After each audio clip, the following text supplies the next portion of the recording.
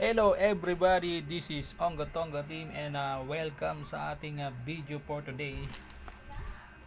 Gusto ko lang i-share sa inyo at i-flex itong ating nabiling impact wrench. Ang brand niya is Tansu. Maganda yung maganda yung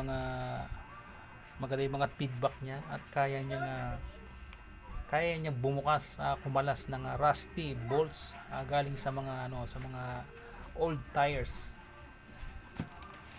At lalo na yung 800 newton meter niya, yun puputol na siya pagka hindi mo siya tansyado. Pumuputol siya ng bolt, ganun kalakas yung 800 newton meter. So ang binili natin isang 600 newton meter, meron to siyang 300 newton meter at 600 newton meter. So yung 600 newton meter lang yung inabil natin. So nabuksan ko na to siya at na-inspect ko na. So legit yung brand. At i-flex ko sa inyo. So umpisa na natin. So ito siya. So kulay green yung box niya. Tapos kung makikita niyo sa loob ng karton niya, isa yun. Meron siya mga marking na mga paganon-ganon pa. So ibig sabihin, I think sa mga characters nito, ano bang characters yan? Hindi ko alam kung Japanese yan. Japanese characters ba yan o Chinese. So anyways, balik tayo sa product. So ito yung product. So ayan, Tansu brand. Meron siyang attache case. Wala attache case na lalagyan. At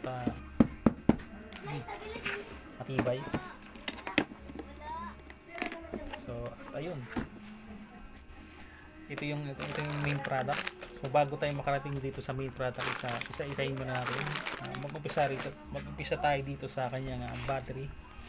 Meron siyang 15 cells battery. Ano yung characters yan? Chinese ba ito? Japanese? Yan, 15 cell.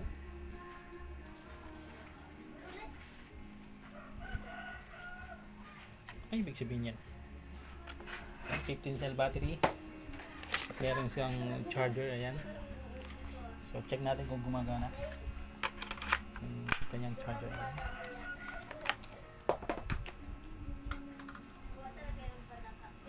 So yun, gumagana siya, no? Ayan,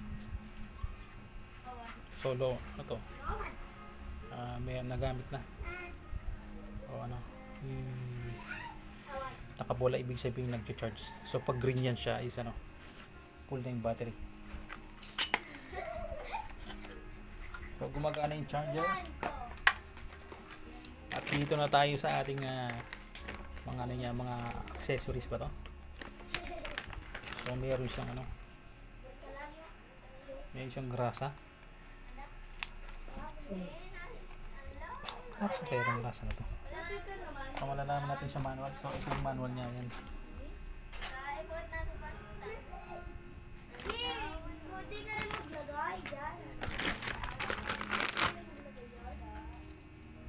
So meron pa siyang pangsabit.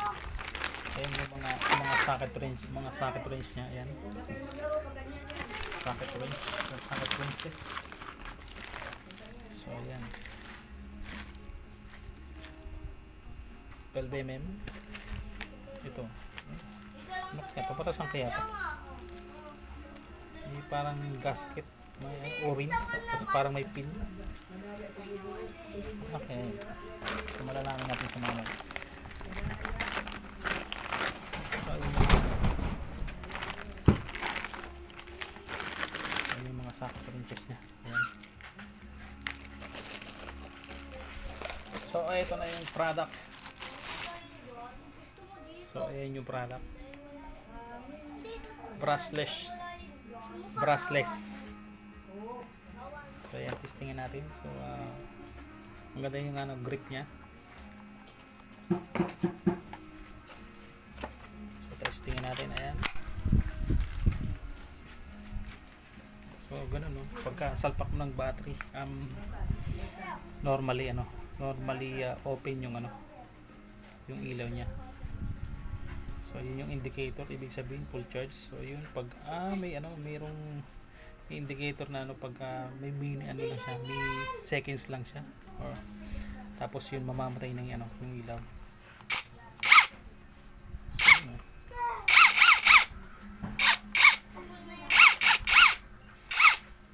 So mamaya abangan natin yung video so gagamitin natin siya. Mag-CVT cleaning tayo ng ating RFI RUSI 175. Pangkakalas natin dun sa ano, sa mga bolts niya. So, sa may torque drive at saka sa may drive phase. So yun lamang hermanos. Maraming salamat kung nakaraabot ka na, kung nakarating ka na dito sa dulo ng ating videos. Maraming salamat sa iyong panonood. At kung nagustuhan mo itong product na to, ilalagay ko lamang dyan yung link, yung Shopee link sa comment section. Kung gusto mo rin ng ganito, bumili ka na. Tanso baka naman. Once again, this is your boy Mr. Freeman, and saying keep safe and see you to the next one. Bye bye.